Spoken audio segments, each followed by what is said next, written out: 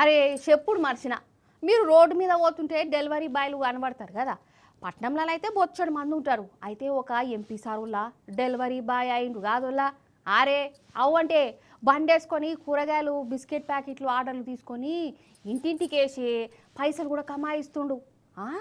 ఒక ఎంపీ అయి ఉండి డెలివరీ బాయ్గా చేర్చుడేంది, అప్పుల పాలైంది అయ్యింది కొంపదీసి అనుకునేరు. ఏందో మనం కూడా అరుచుకుందాం రాని.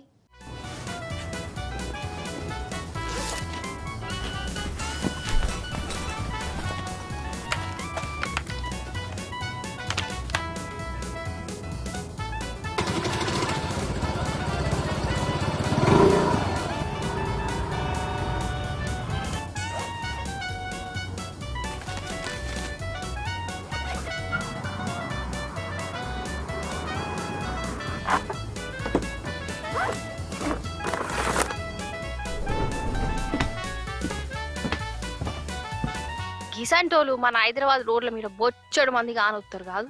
వీళ్ళు డెలివరీ బాయ్ వాళ్ళు. మనం ఆర్డర్ చేస్తే 10 నిమిషాలల్లా పావు గంటల్లో మన ఇంట్లోకి తెచ్చిస్తారు. మరి ఈయనను ఎందుకు స్పెషల్ గా చూస్తున్నారా అంటారా?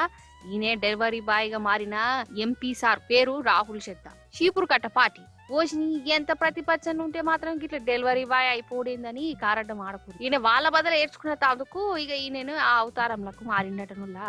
పొద్దుగాలనే ఇగో గిట్ల డెలివరీ బాయ్ టీషర్ట్ తీసుకొని ఇంకొక ఆయన సాయిత చేసుకొని సామాన్లు గీమాన్లు పట్టుకొని స్కూటర్ వెనక కూసు ఇగో గిట్లా ఆర్డర్ చేసిన వాళ్ళ ఇండ్లకు పోయి, సార్ మేడం మీ ఆర్డర్ మీ పార్సిల్ అనుకుంటా ఇచ్చుకుంటూ పోయిండు. ఇక డెలివరీ బాయ్ గా చేస్తా అంటే ఈయన కాడ ఆర్డర్లు తీసుకునే వాళ్ళు ఎవ్వరు కూడా ఎంపీ అని ఏర్పాటు చేయలేదట. డెలివరీ బాయ్ అనుకొని 20 రూపాయలు 10 రూపాయలు టిప్పులు కూడా ఇచ్చిరటనులా. అంటే సారు నటన జీవించినట్టున్నారు.